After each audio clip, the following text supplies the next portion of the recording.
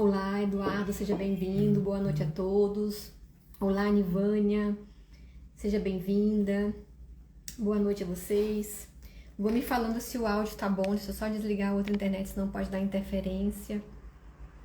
Melhor deixar só a internet do celular aqui.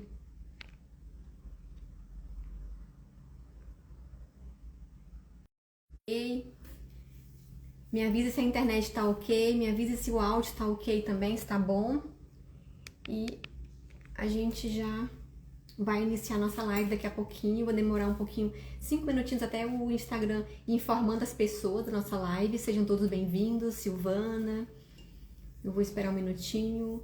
Já vou aproveitar para pedir para vocês para mandar na flechinha lá a live para outras pessoas, né? Para que mais pessoas estejam aqui junto conosco.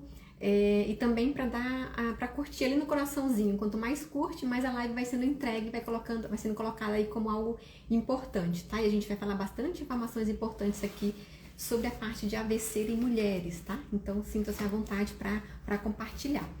Sejam muito bem-vindos.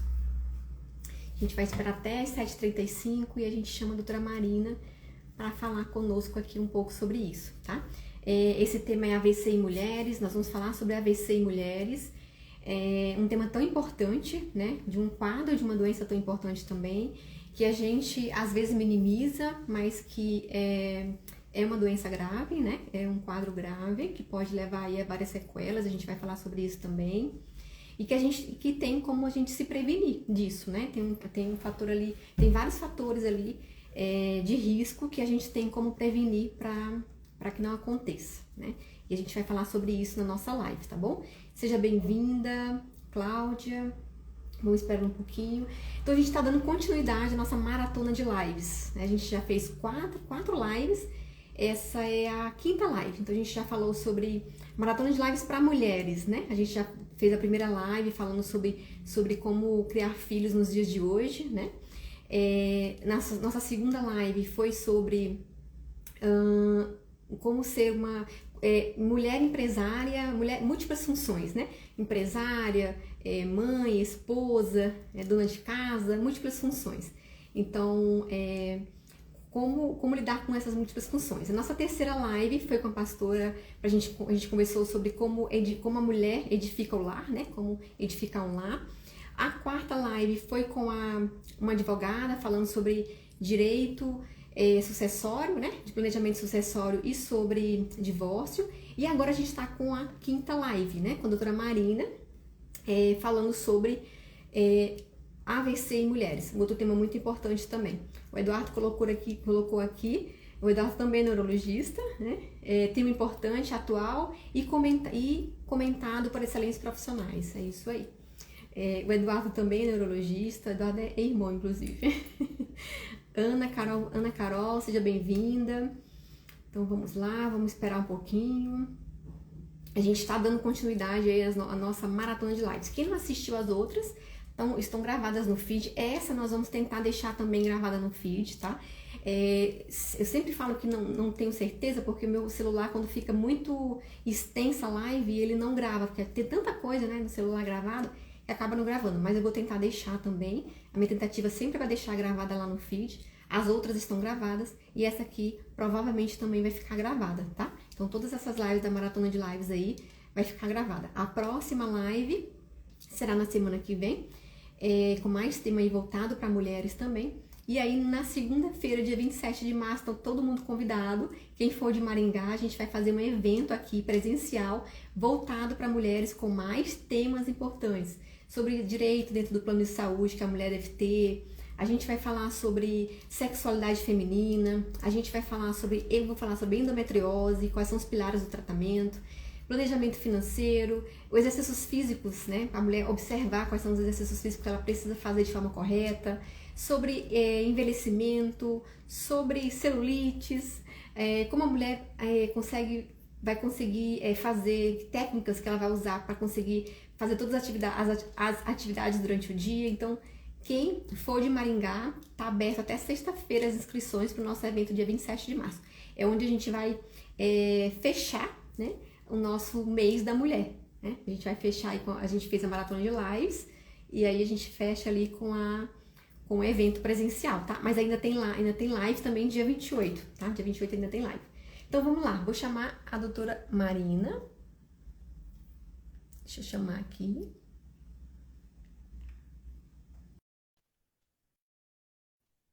Vamos lá, eu chamei a doutora Marina, a gente já deu 7h35, a gente já vai iniciar. Olá, tudo bem, doutora? Oi, Ju, boa noite, tudo bem? Tudo bem também, seja bem-vinda. Obrigada, Ju. Eu vou te chamar de Ju, você pode me chamar de Marina, de Mari, fica à vontade, viu? Então tá bom, Marina. Seja bem-vinda, obrigada por ter aceito o convite. É um prazer recebê-la aqui. Eu não sei, a gente vai se apresentar aqui rapidinho. Eu sou nutricionista clínica funcional, que tem público da Marina, tem público meu e tem público que a gente não está entrando novo aí, que nem é meu nem é dela, mas está entrando aí para conhecer sobre o tema, né? Eu sou nutricionista clínica funcional, trabalho especificamente com pacientes autoimunes e alérgicos alimentares. E eu queria que você se apresentasse também, Marina.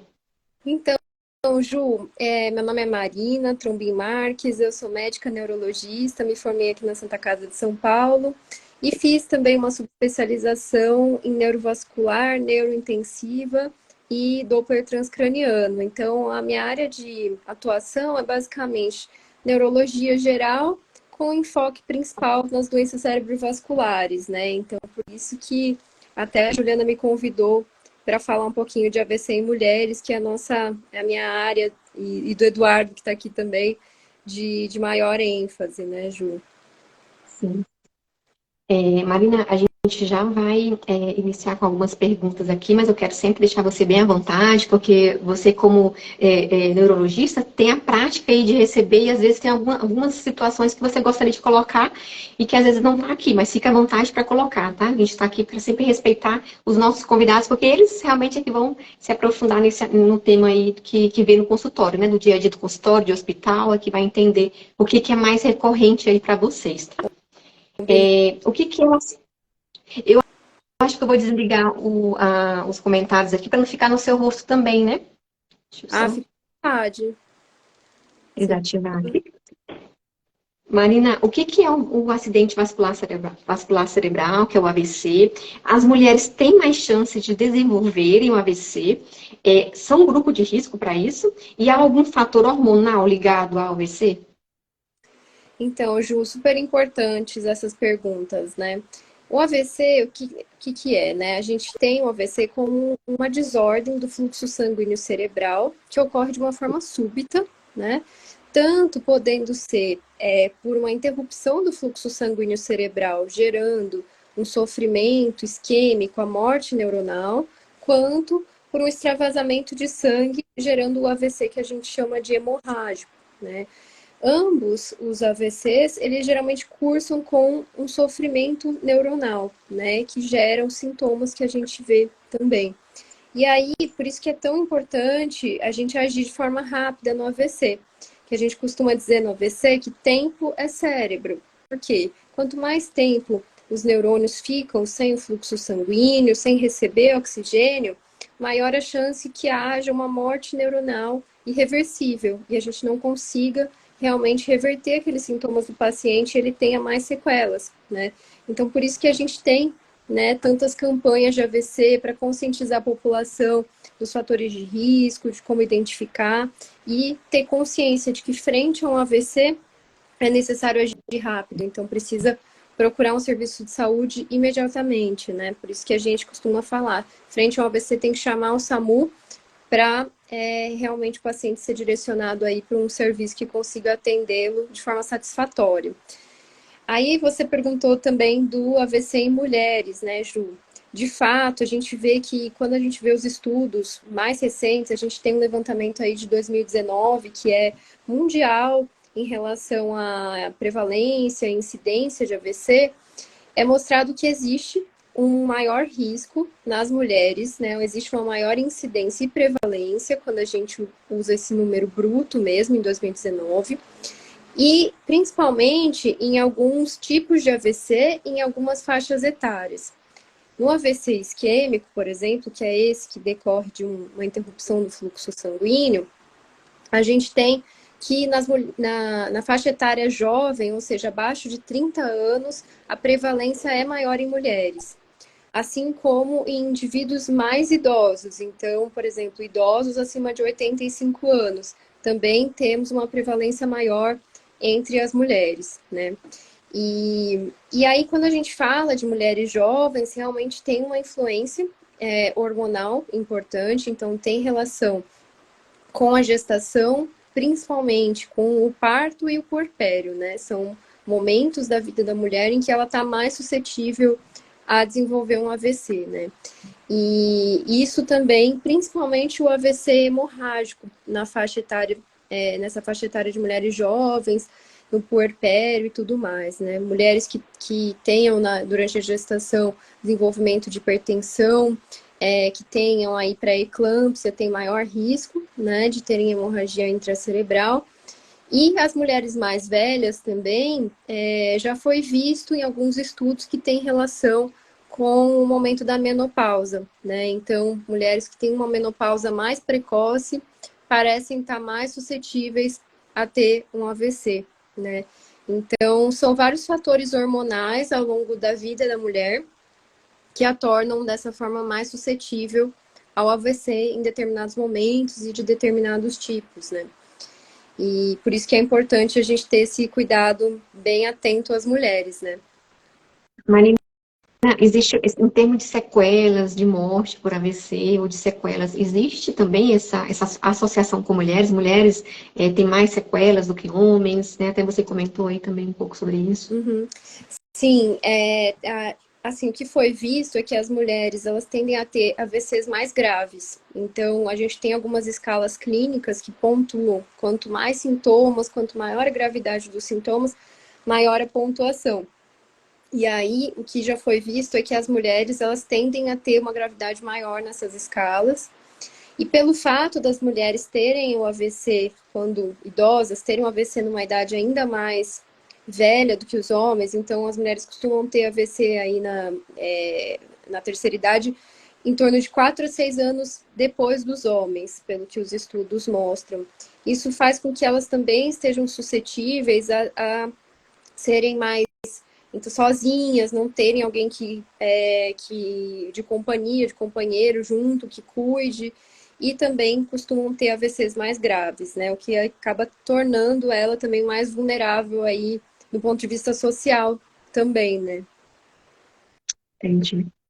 Informações muito importantes aqui, né? A gente vai passar para a próxima pergunta, a segunda aqui. A AVC é o mesmo que derrame? Sim, sim. AVC é o mesmo que derrame. Derrame é um termo popular, né, que se refere ao AVC. E a gente avalia também isso nas campanhas de AVC, sobre quantas pessoas sabem de AVC. Muitas vezes a pessoa não sabe o que é AVC, mas sabe o que é derrame, né? Então, essa é uma informação bem importante de saber que o AVC e o derrame são a mesma coisa, né? Quais são os dois tipos, Marina, de AVC?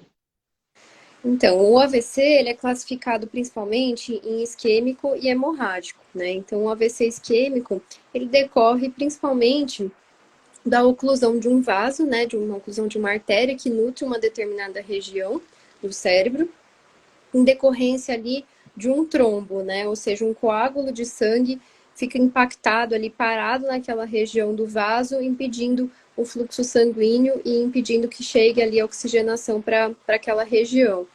E esse trombo, ele pode vir de diversas áreas do nosso organismo, né? Então, pode ser uma placa da carótida, pode ser de alguma arritmia do coração, né? E até falando um pouco sobre isso, a principal arritmia que causa esse tipo de AVC é a fibrilação atrial. E existem também alguns estudos que mostram que a fibrilação atrial em mulheres se relaciona mais a AVC do que em homens, né? Aproveitando aqui o tema da nossa live, né? Então, alguns fatores de risco também têm mais impacto nas mulheres, né? E aí existe também o AVC hemorrágico, que é decorrente da rotura de vasos no intracraniano, né? Por exemplo, muitas vezes por aneurismas. Então, que é também um achado que é mais comum nas mulheres. As mulheres têm mais aneurismas do que os homens, né? E quando ocorre o rompimento de um aneurisma, geralmente o que a gente encontra é o que a gente chama de hemorragia subaracnoide, né? Então, isso também é mais prevalente nas mulheres, aí principalmente no período de pós-parto, né? Puerpério. E existe também a hemorragia intraparenquimatosa, que é um outro tipo de AVC hemorrágico, né? Ou seja, é um AVC hemorrágico que é mais relacionado à hipertensão arterial descontrolada. Esse é mais frequente principalmente nos homens, pelo que a gente vê nos estudos, sabe, Ju? Vamos para a próxima pergunta. Quais são os primeiros sintomas? Que eu acho que são muito importantes também a gente conseguir identificar isso aí. Isso também conta muito no final, né, Marina? Em questão de sequelas, gravidade do AVC, o tempo de socorro, né? Com Identificação.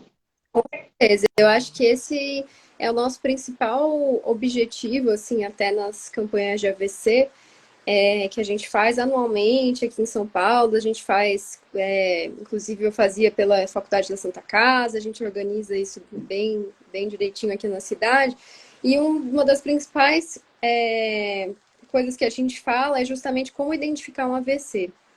A gente precisa saber quais são os sinais e os sintomas que um paciente apresenta, né? Para que se a gente estiver perto de alguém tendo AVC, saber o que fazer na hora, né? Então, eu gosto muito de uma escala clínica, de uma escala que a gente chama de SAMU, né? Na verdade, é um mnemônico, uma sigla que a gente usa para lembrar dos principais sinais e sintomas, né? Então, o S do SAMU, eu vou mostrar aqui na tela do computador. O S é de sorria.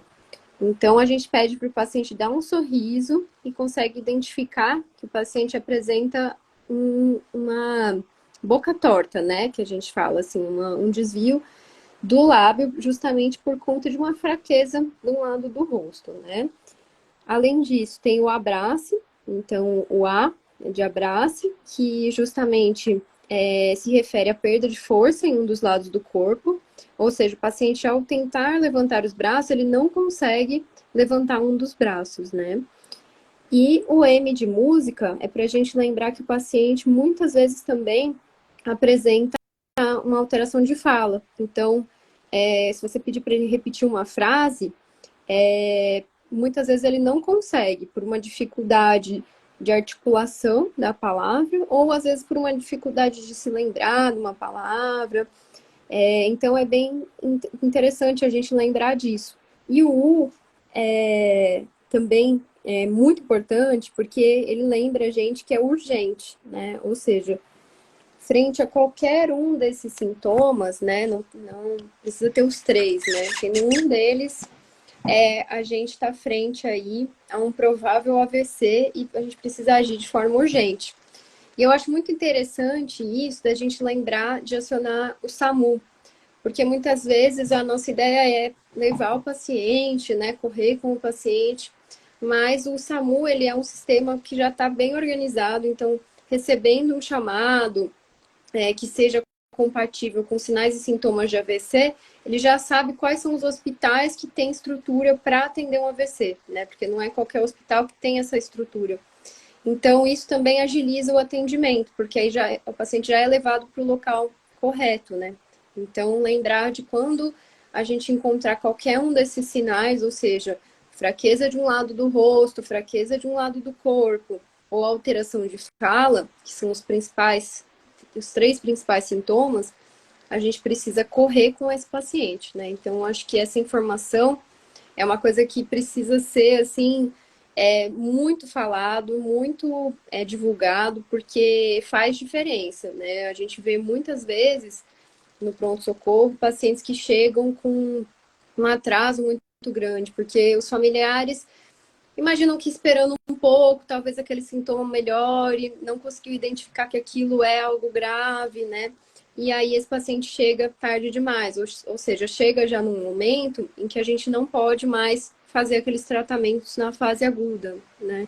Então, por isso que é tão importante divulgar essa informação, Ju. Marina, essa questão do abraço, né, que você colocou aí, da movimentação dos braços, ela pode ser só uma dormência? Ou precisa necessariamente o levantar e o... Pode ser só uma dormência também. Então, uma dormência isolada também, de um lado do corpo, também fala a favor de AVC, né? Tudo que é de um lado só, seja fraqueza ou seja perda de sensibilidade, dormência, tudo isso fala a favor de um AVC. Às vezes em coordenação, às vezes não é um déficit de força, mas uma dificuldade de coordenar os movimentos também indica pra gente que é um AVC, né? Então, frente a qualquer um desses sintomas, é necessário ir o mais rápido possível para o hospital. Marina, até uma pergunta que não está aqui, mas é uma predisposição genética. A predisposição genética, eu posso ter, ou posso não ter e posso desenvolver. Existe um... Uhum. Existem alguns genes específicos que têm relação com AVC. Na verdade, é a minoria dos casos, né? Então, seriam minoria de casos que ocorram em pacientes mais jovens, né? Que tenham aí algum tipo de predisposição genética, mas realmente não corresponde à grande maioria. A grande maioria está relacionada àqueles fatores de risco que a gente chama de fatores de risco cardiovascular, né?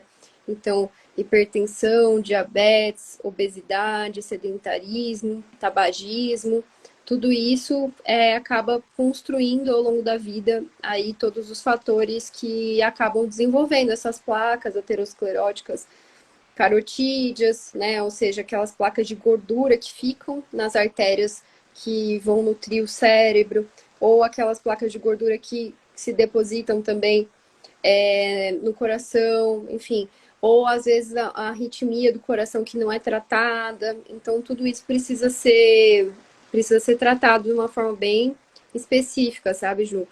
Inclusive a pressão arterial, né? A pressão arterial é o principal fator.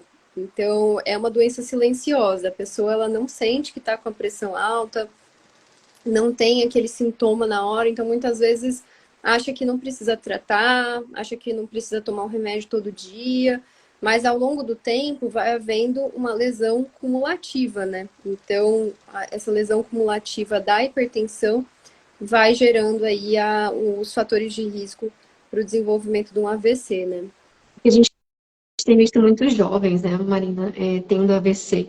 E às vezes as pessoas falam, mas é genética, é predisposição, já tinha alguém na família. E às vezes é um estilo de vida. É uma pessoa que, por mais que seja jovem, é uma pessoa que está acima do peso, que está sedentário, que tem um nível de estresse muito grande no dia a dia de trabalho, né? Tem pressão, às vezes tem pressão arterial alta e não leva em consideração, não faz tratamento, não faz acompanhamento, né? Alimentação inadequada. E aí Colesterol, né? A pessoa jovem, todo mundo, né? Que seja adulto, vamos dizer, precisa fazer esse tipo de acompanhamento. De vez em quando, aferir a pressão, fazer um exame de sangue para ver se não tem um diabetes, uma alteração de colesterol, né? Justamente para prevenir de desenvolver aí um AVC, um infarto e tudo mais, né? E aí, uma coisa interessante também em relação a isso é que a gente está falando de uma doença cardiovascular manifesta, né? Então, a gente tem essas alterações incipientes, ou seja, aquelas alterações iniciais que a gente só identifica com os exames, e a gente tem as doenças manifestas, né? E é mais comum que a doença manifesta inicial, vamos dizer, a primeira que ocorre no paciente homem, seja o infarto, mas na mulher é mais comum que seja o AVC. Então, acho que também é muito importante que nós mulheres, tenhamos essa noção, né? De que a gente tem esse fator de risco a mais também e precisa ficar bem atento a todos esses outros fatores, né? De... olha que interessante. Interessante.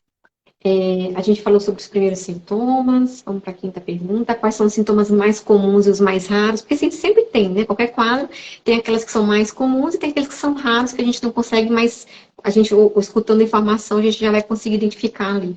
Com certeza. Eu acho que assim, o mais comum é justamente esses três que eu falei do SAMU, né? Que eu acho que eu não me canso de repetir porque realmente faz muita diferença. Eu acho que se todo mundo, se a população toda tivesse uma noção disso, a gente conseguiria tratar muito mais pacientes. Então, sempre lembrar fraqueza no lado do rosto, a boca torta, fraqueza de um lado do corpo, não consegue segurar algum objeto, que ocorra de uma forma súbita, com uma alteração de fala, né? Qualquer um desses 3 sintomas tem que sair correndo mesmo para um pronto-socorro, né? Chamar o SAMU. Mas existem outros sintomas também que são compatíveis com AVC, né? Que não são esses sintomas mais comuns. Então, potencialmente, o paciente pode ter sintomas como vertigem, né? Uma sensação de tontura, pode ter uma dificuldade de coordenação, inclusive tendo uma dificuldade de andar. Muitas vezes ele não está com uma perda de força, mas ele não consegue ficar em pé e não consegue andar por uma alteração de equilíbrio, né? Então, isso também é uma coisa que deve chamar a atenção. Além disso, alteração visual, como por exemplo, visão dupla, sendo que às vezes, né, tem uma alteração da motricidade, né, da movimentação de um dos olhos, né? A gente pode ter até rebaixamento do nível de consciência, que a gente chama quando o paciente tem um desmaio de uma forma súbita, né? Então, isso tudo são sintomas que são compatíveis também com AVC, mas que não são sintomas tão típicos, né? Mas a gente tem uma noção que eles existem e que pode ser um AVC também é bem importante. Legal, muito importante a gente saber. A gente, falando agora sobre alimentação, né? A gente estava falando sobre os fatores de risco, que é aquilo de obesidade, a gente tem visto também circunferência abdominal, está relacionada a maior risco de AVC, quanto maior circunferência abdominal, mais risco de AVC, pressão arterial, diabetes e sedentarismo. E a alimentação também como fator de risco. Então, a gente tem visto muitos estudos aí em relação ao AVC com a gordura saturada, a gordura trans. Então, um mau hábito alimentar, né, Marina? As pessoas, elas estão nessa vida corrida e acabam que perdem um pouco daquele hábito de ter uma alimentação mais saudável.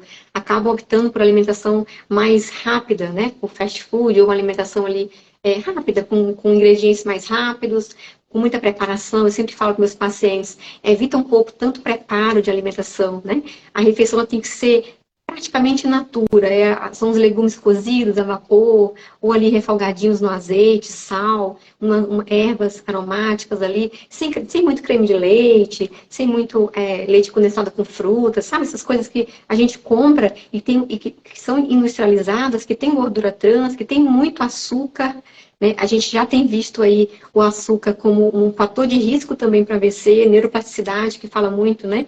Quanto mais consumo de açúcar, menor a neuroplasticidade cerebral.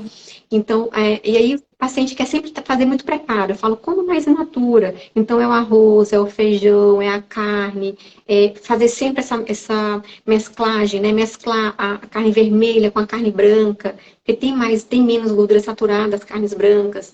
Peixe, porco, frango, mescla com a carne vermelha também ali, come uma carne vermelha mais magra durante a semana. Vai fazer um churrasco, tudo bem no final de semana, né? A carninha mais gorda. Mas durante a semana opta por uma carne mais magra, sem muita gordura. E aí, colocar fibra nessa alimentação. Eu vejo muito isso, Marina, no consultório. Quando a gente vai fazer o recordatório alimentar do paciente, praticamente come pão 2, 3 vezes por dia. Ali faz uma refeição de almoço, o que a gente mais vê é que a única refeição bem feita ali é almoço. Café da manhã é mal feito, lanche da tarde é mal feito, jantar é mal feito, às vezes faz só 3 refeições, às vezes fazem só 2 refeições. E assim, a gente precisa de fibras, a gente já tem também estudo científico correlacionando, quanto maior a ingesta de fibras, diminui em 11% o risco de AVC, né? Quanto mais fibras você coloca nas refeições, a cada refeição eles falam, né? O estudo científico fala, a cada refeição diminui 11%. Então, assim, a gente tem opções saudáveis, opções boas, alimentação saudável é uma questão de hábito, né? Você hoje faz um café da manhã legal, amanhã você quer fazer um almoço também legal, depois você faz um jantar legal, começa pelo que consegue fazer, né? A gente sabe que é um processo difícil, principalmente se você tem aí um histórico de 5, 10, 15, 20, 30 anos comendo de forma inadequada, mas começa. É como a Marina falou, começa, a gente estava falando sobre isso, né? Sobre os riscos maiores em mulheres, riscos maiores tem fatores de riscos maiores aí, como diabetes, né, hipertensão. Então, assim, começa com o que você pode. Começa com as frutas, colocando frutas pelo menos 2 vezes por dia, hortaliças, que são os legumes e verduras, pelo menos 2 vezes por dia. Começa com uma meta, faz um almoço bem feito, depois fez bem feito, vai para um jantar bem feito, depois um café da manhã bem feito, e varia essa alimentação. Tenta consumir o mínimo possível de alimentos industrializados, ultraprocessados. O sódio está muito ligado também ao risco de AVC, porque ele influencia muito na pressão arterial, na resistência à insulina, pressão arterial, que são fatores de risco para o desenvolvimento de AVC. Né? Então, a gente precisa mudar a alimentação.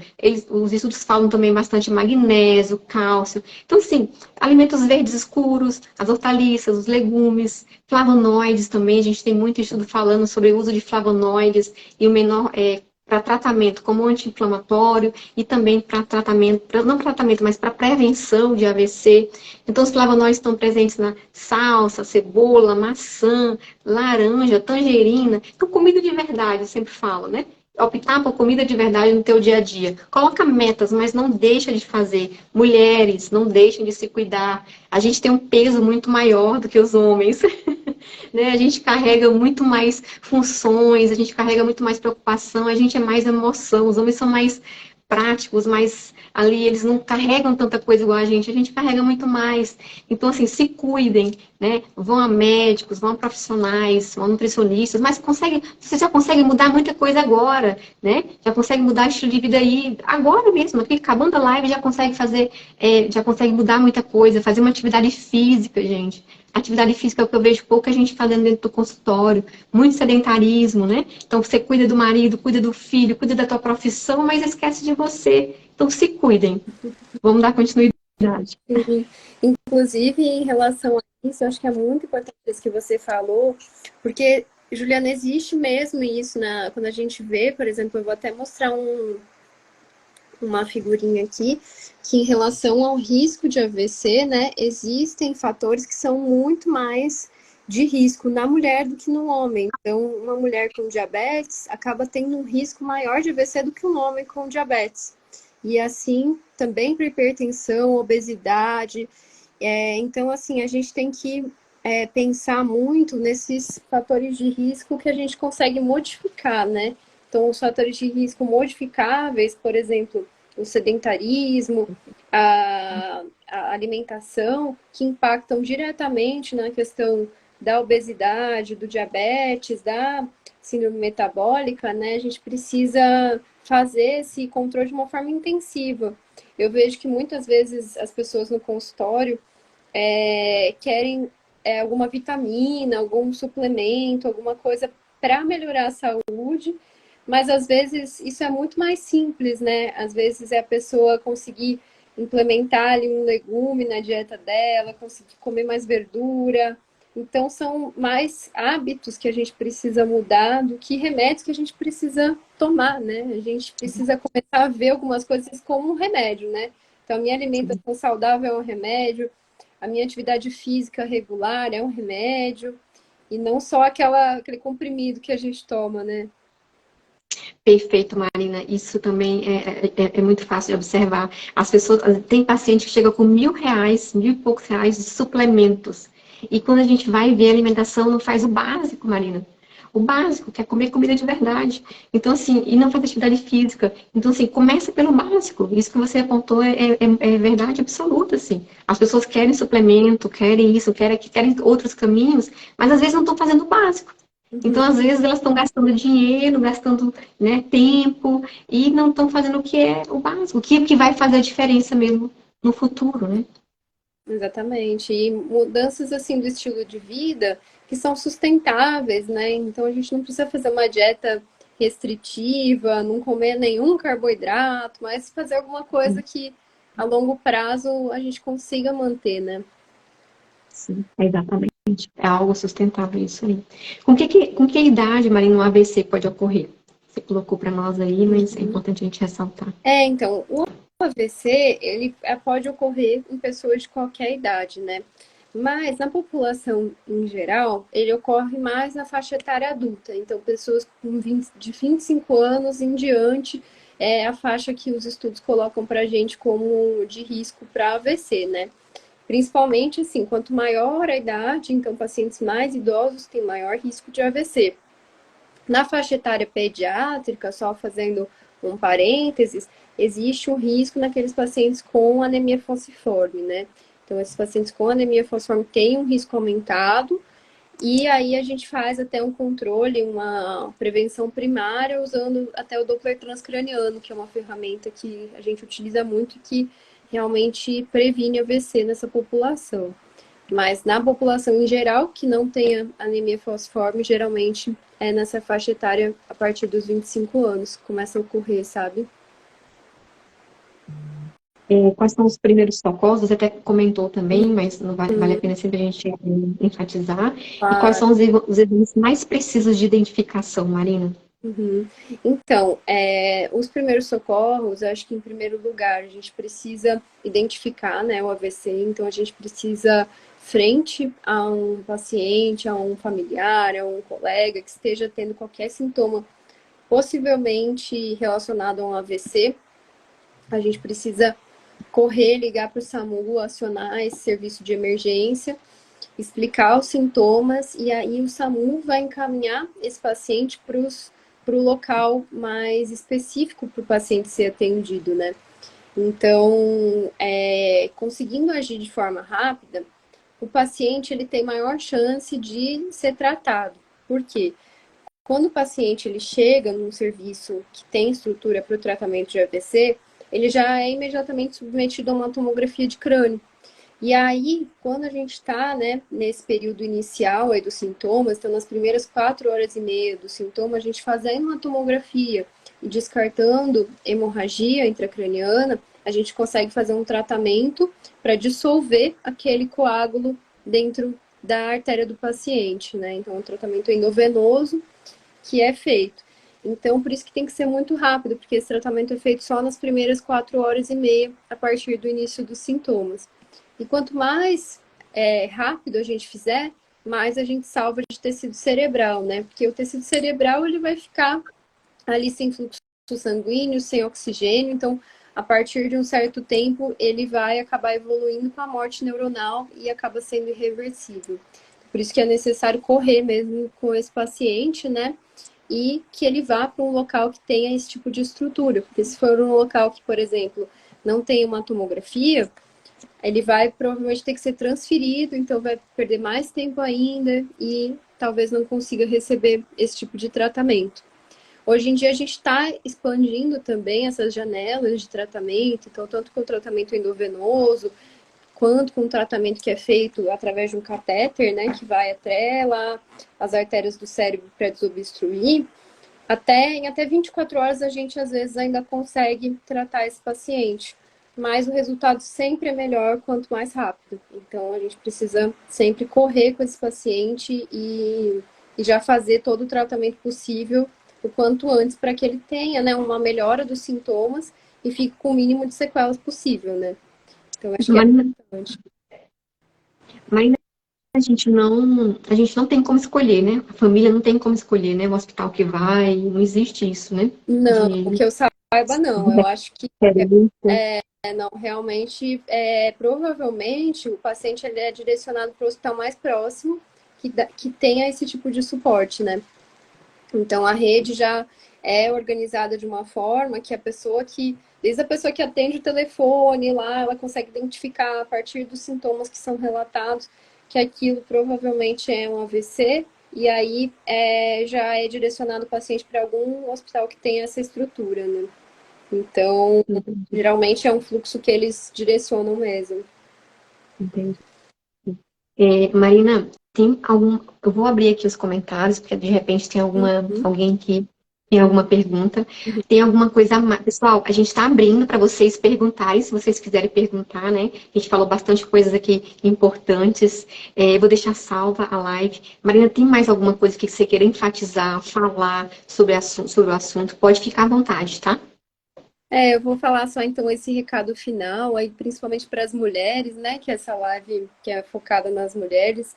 Lembrar que a gente que cuida de tanta gente, né? A gente sabe que no Brasil aí, principalmente, a maior parte das famílias aí são chefiadas por mulheres e tem mulheres aí encabeçando essas famílias no mercado de trabalho, em casa e tudo. Então a gente tem que também cuidar da gente, né? Lembrar que a gente também tem um alto risco para desenvolver o AVC.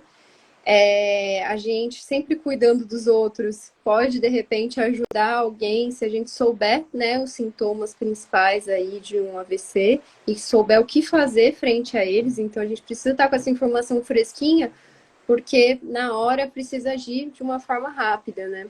Então faz total diferença mesmo toda essa conscientização do AVC, né? Eu acho que realmente eu gosto de falar sobre esse tema porque eu acho que o tratamento do AVC e a prevenção dele começam aqui mesmo, começam na nossa conversa, né? Antes do paciente chegar no nosso consultório e tudo mais. A gente precisa realmente falar sobre isso para ter melhores resultados nos tratamentos dos nossos pacientes, né? Então, eu queria agradecer muito a oportunidade também de vir aqui nesse bate-papo com você, Juliana. E eu acho que foi ótimo, também aprendi bastante aqui com você. E acho que espero que a gente tenha conseguido passar aí a nossa mensagem para o pessoal. Nós somos sim, com certeza, Marina. Marina, a última pergunta, fizeram uma pergunta que minha mãe e meu pai tiveram AVC. Quais riscos de nós termos? Então, aí, como a gente tinha mencionado, né, a maior parte dos AVCs, eles não têm um componente genético associado, né? O fato de o pai, a mãe ter tido AVC não necessariamente faz com que você tenha um maior risco de AVC, né? Mas o que pode acontecer é que você tenha maior risco de ter fatores de risco. Então, você tem maior risco de ter uma hipertensão arterial, de ter uma alteração de colesterol. Então, precisa fazer esse tratamento, esse acompanhamento desde cedo com um médico, né, um clínico, e controlar os fatores de risco, né? Então, evitar tabagismo, ter uma alimentação saudável, fazer atividade física regular.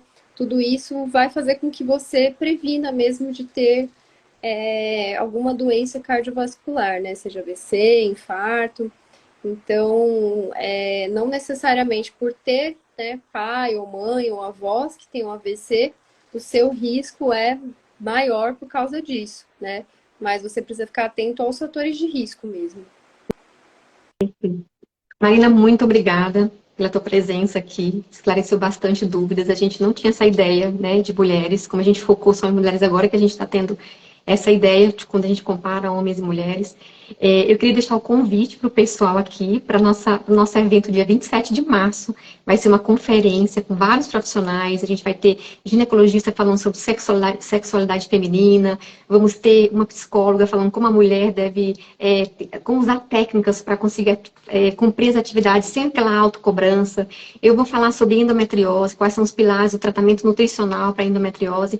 Enfim, a gente vai falar sobre vários temas voltados para as mulheres, tá? Então, quem for de Maringá, a inscrição vai até sexta-feira e eu espero vocês lá, tá bom? Então, a gente fecha lá com o nosso evento da conferência e a nossa maratona continua, a nossa maratona de lives continua. Fiquem ligados aqui, que eu vou estar sempre divulgando, eu vou sempre divulgar aqui os próximos temas, tá bom? Muito obrigada, Marina, todos que estiveram aqui presentes conosco. Boa noite a todos. A live vai ficar gravada no feed, para quem entrou agora, tá? Vale a pena assistir. Muito obrigada, Ju, e a todo mundo que participou. Um Até a abraço, tchau, tchau. próxima.